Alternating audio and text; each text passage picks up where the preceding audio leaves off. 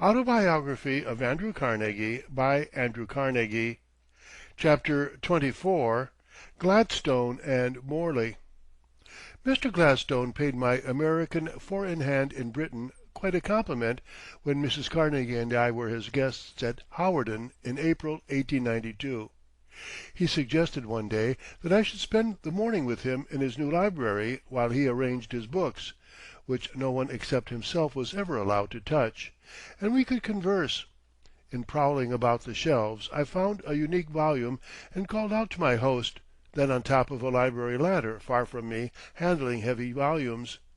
"Mr. Gladstone, I find here a book, Dunfermline Worthies, by a friend of my father's.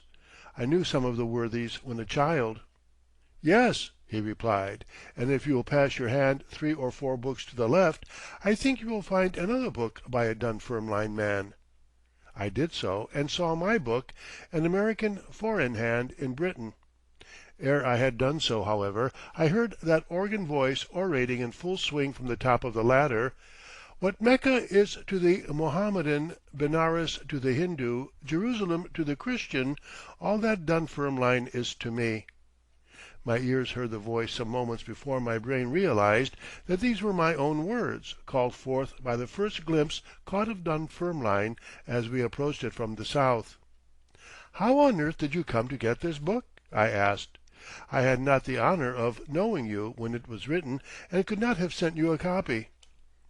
"No," he replied, "I had not then the pleasure of your acquaintance, but some one, I think Rosebery, told me of the book, and I sent for it, and read it with delight. That tribute to Dunfermline struck me as so extraordinary it lingered with me. I could never forget it." This incident occurred 8 years after The American Four-in-hand was written, and adds another to the many proofs of Mr. Gladstone's wonderful memory. Perhaps as a vain author I may be pardoned for confessing my grateful appreciation of his no less wonderful judgment. The politician who figures publicly as reader of the lesson on Sundays is apt to be regarded suspiciously. I confess that until I had known Mr. Gladstone well, I had found the thought arising now and then that the wary old gentleman might feel at least that these appearances cost him no votes.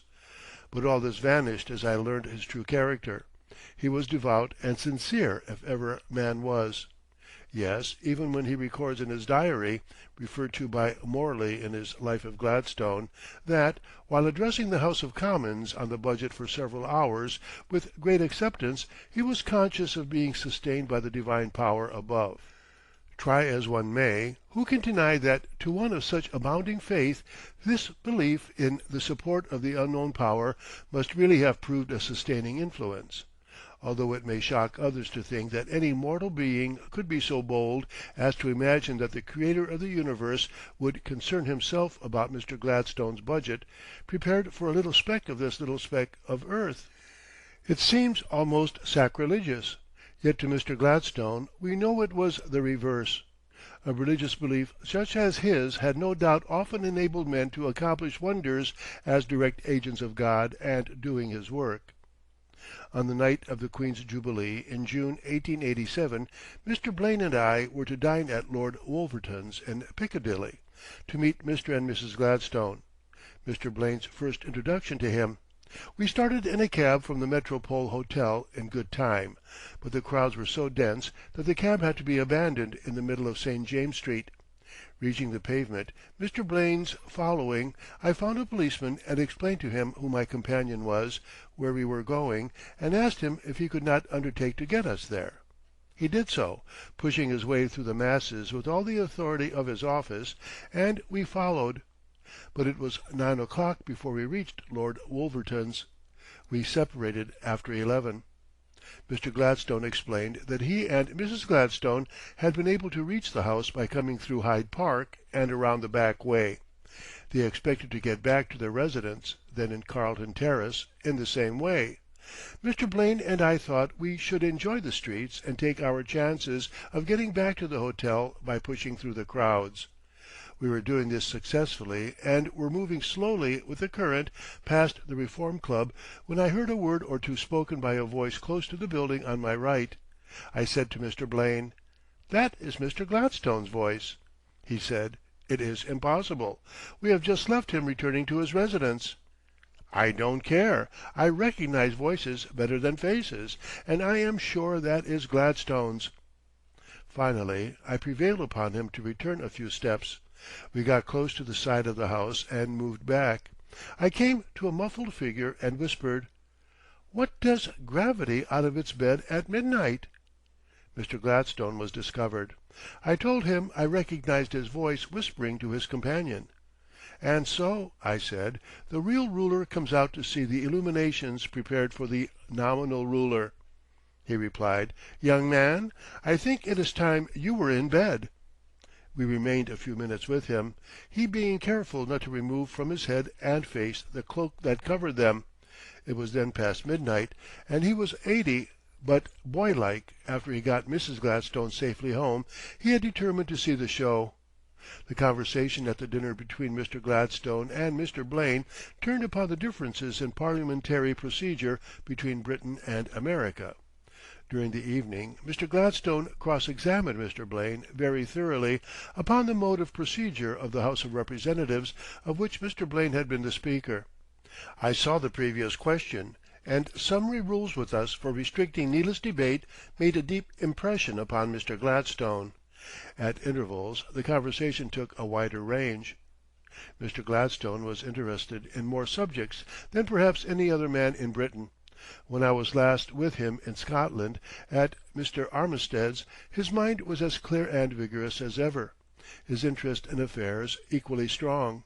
The topic which then interested him most, and about which he plied me with questions, was the tall steel buildings in our country, of which he had been reading.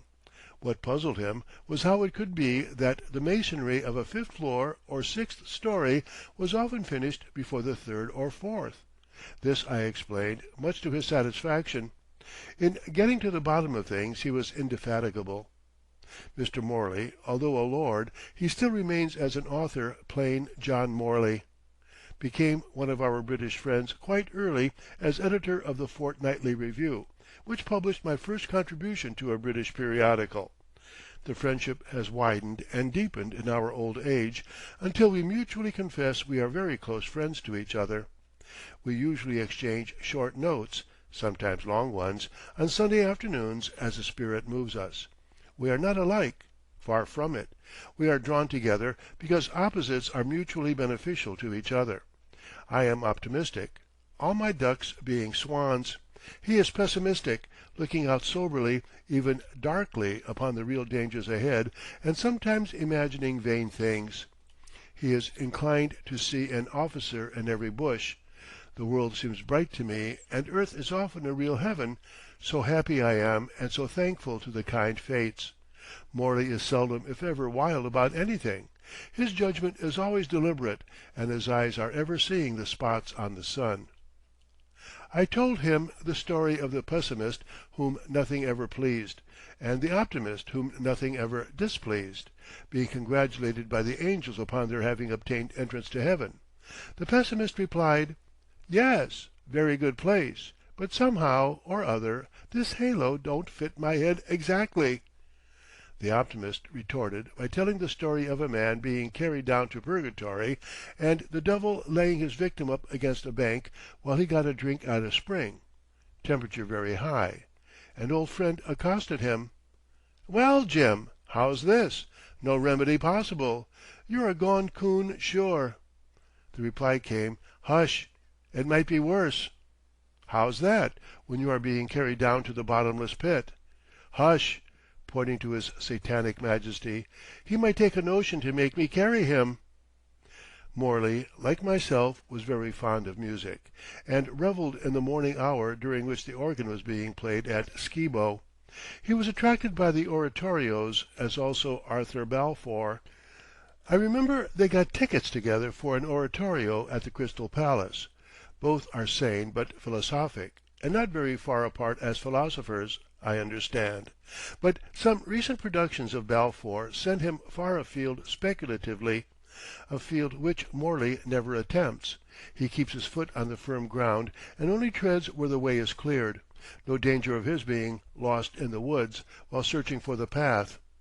Morley's most astonishing announcement of recent days was in his address to the editors of the World, assembled in London. He informed them, in effect, that a few lines from Burns had done more to form and maintain the present improved political and social conditions of the people than all the millions of editorials ever written. This followed a remark that there were now and then a few written or spoken words which were in themselves events. They accomplished what they described. Tom Paine's Rights of Man was mentioned as such. Upon his arrival at Skibo after his address we talked it over. I referred to his tribute to Burns and his 6 lines, and he replied that he didn't need to tell me what these lines were. "No," I said, "I know them by heart." In a subsequent address, unveiling a statue of Burns in the park at Montrose, I repeated the lines I supposed he referred to, and he approved them. He and I, strange to say, had received the freedom of Montrose together years before, so we are fellow freemen. At last I induced Morley to visit us in America, and he made a tour through a great part of our country in 1904. We tried to have him meet distinguished men like himself. One day Senator Elihu Root called at my request, and Morley had a long interview with him. After the Senator left, Morley remarked to me that he had enjoyed his companion greatly, as being the most satisfactory American statesman he had yet met. He was not mistaken. For sound judgment and wide knowledge of our public affairs, Elihu Root has no superior. Morley left us to pay a visit to President Roosevelt at the White House, and spent several fruitful days in company with that extraordinary man. Later, Morley's remark was, "Well, I've seen 2 wonders in America, Roosevelt and Niagara." That was clever and true to life, a great pair of roaring, tumbling, dashing and splashing wonders, knowing no rest, but both doing their appointed work, such as it is. Morley was the best person to have the Acton Library, and my gift of it to him came about in this way. When Mr. Gladstone told me the position Lord Acton was in, I agreed, at his suggestion, to buy Acton's library and allow it to remain for his use during life. Unfortunately, he did not live long to enjoy it, only a few years, and then I had the library upon my hands. I decided that Morley could make the best use of it for himself and would certainly leave it eventually to the proper institution. I began to tell him that I owned it, when he interrupted me, saying, "Well, I must tell you, I have known this from the day you bought it. Mr. Gladstone couldn't keep the secret, being so overjoyed that Lord Acton had it secure for life." Here were he and I in close intimacy, and yet never had one mentioned the situation to the other. But it was a surprise to me that Morley was not surprised. This incident proved the closeness of the bond between Gladstone and Morley, the only man he could not resist sharing his happiness with regarding earthly affairs. Yet on theological subjects they were far apart, where Acton and Gladstone were akin. The year after I gave the fund for the Scottish universities, Morley went to Balmoral as minister in attendance upon His Majesty, and wired that he must see me before we sailed. We met, and he informed me His Majesty was deeply impressed with the gift to the universities and the others I had made to my native land, and wished him to ascertain whether there was anything in his power to bestow which I would appreciate. I asked, "What did you say?" Morley replied, "I do not think so." I said, "You are quite right, except that if His Majesty would write me a note expressing his satisfaction with what I have done, as he has to you, this would be deeply appreciated and handed down to my descendants as something they would all be proud of." This was done. The King's autograph note I have already transcribed elsewhere in these pages. That Skibo had proved the best of all health resorts for Morley is indeed fortunate, for he comes to us several times each summer and is one of the family, Lady Morley accompanying him. He is as fond of the yacht as I am myself, and fortunately again it is the best medicine for both of us. Morley is, and must always remain, honest John. No prevarication with him, no nonsense, firm as a rock upon all questions and in all emergencies, yet always looking around, fore and aft, right and left, with a big heart not often revealed in all its tenderness.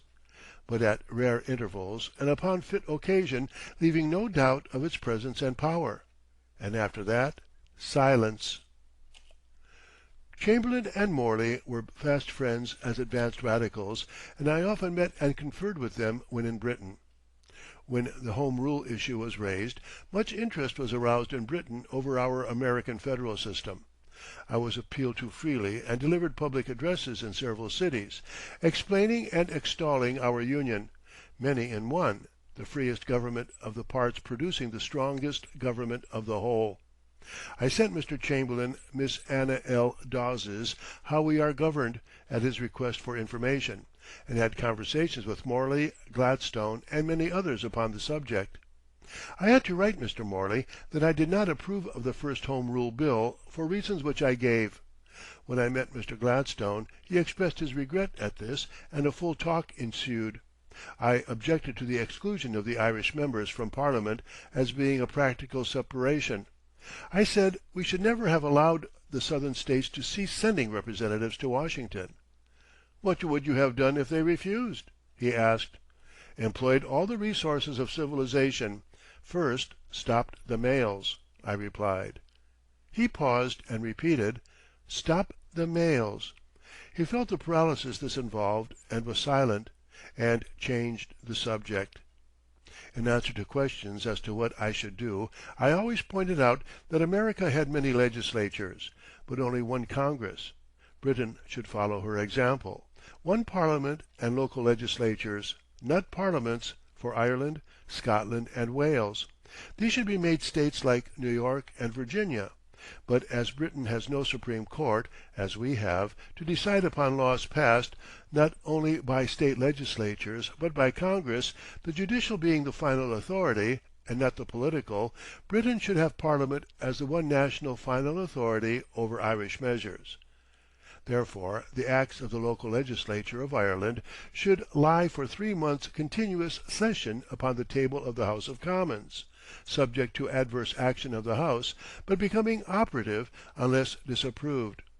The provision would be a dead letter unless improper legislation were enacted. But if there were improper legislation, then it would be salutary. The clause, I said, was needed to assure timid people that no secession could arise. Urging this view upon Mr. Morley afterwards, he told me this had been proposed to Parnell but rejected. Mr. Gladstone might then have said, "Very well, this provision is not needed for myself and others who think with me, but it is needed to enable us to carry Britain with us. I am now unable to take up the question. The responsibility is yours."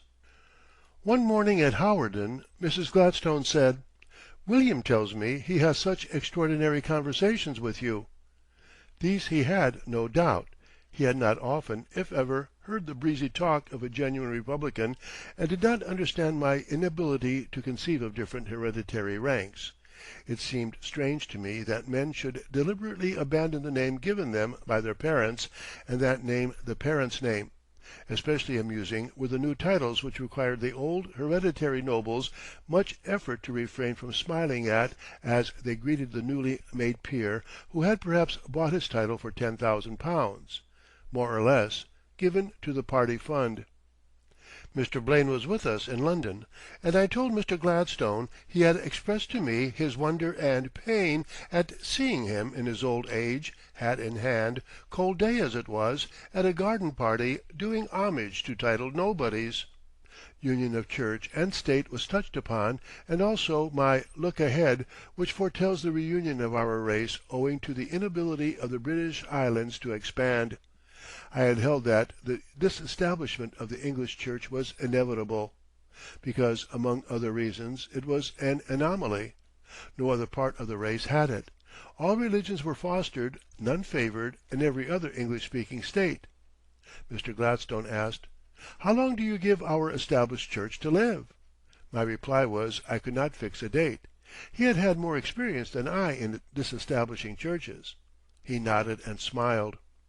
When I had enlarged upon a certain relative decrease of populations in Britain that must come as compared with other countries of larger area, he asked, "What future do you forecast for her?" I referred to Greece among ancient nations, and said that it was, perhaps, not accident that Chaucer, Shakespeare, Spenser, Milton, Burns, Scott, Stevenson, Bacon, Cromwell, Wallace, Bruce, Hume, Watt, Spencer, Darwin, and other celebrities had arisen here. Genius did not depend upon material resources.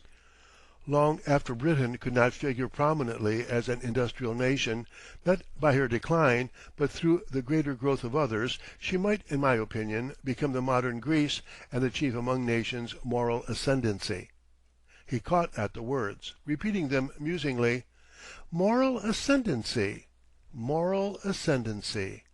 I like that. I like that. I had never before so thoroughly enjoyed a conference with a man. I visited him again at Hawarden, but my last visit to him was at Lord Randall's at Cannes, the winter of 1897, when he was suffering keenly.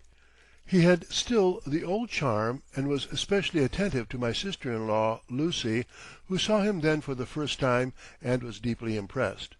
As we drove off, she murmured, "A sick eagle, a sick eagle." Nothing could better describe this wan and worn leader of men as he appeared to me that day.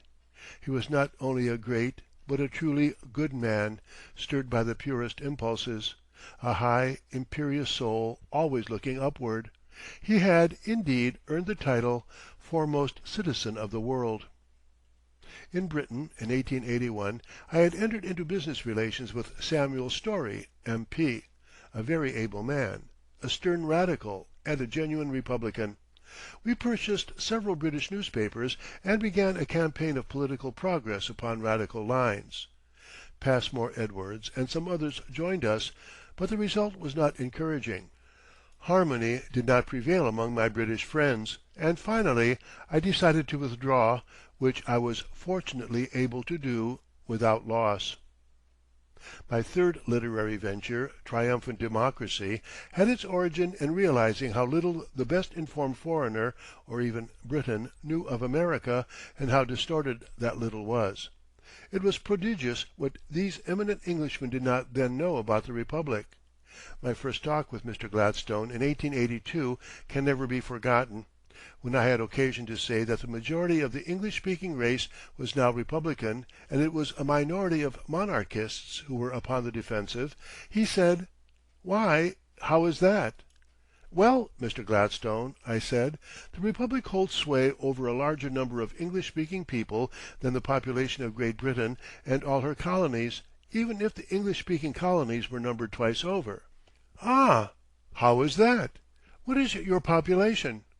66 millions, and yours is not much more than half." "Ah, yes, surprising."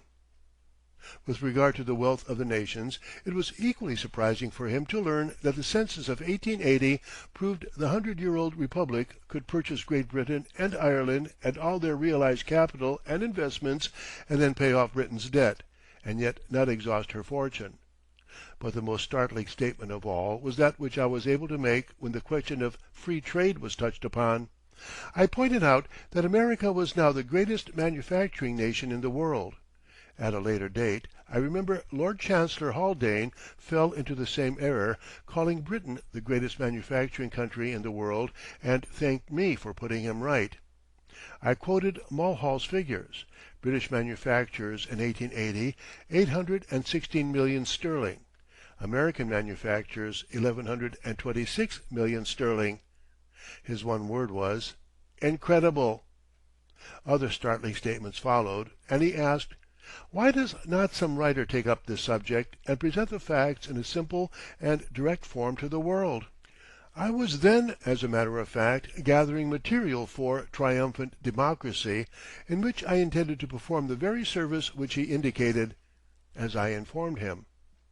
Round the World and The American Four-in-Hand gave me not the slightest effort, but the preparation of Triumphant Democracy, which I began in 1882, was altogether another matter. It required steady, laborious work. Figures had to be examined and arranged, but as I went forward the study became fascinating. For some months I seemed to have my head filled with statistics. The hours passed away unheeded. It was evening when I supposed it was midday. The second serious illness of my life dates from the strain brought upon me by this work, for I had to attend to business as well. I shall think twice before I trust myself again with anything so fascinating as figures. End of chapter 24.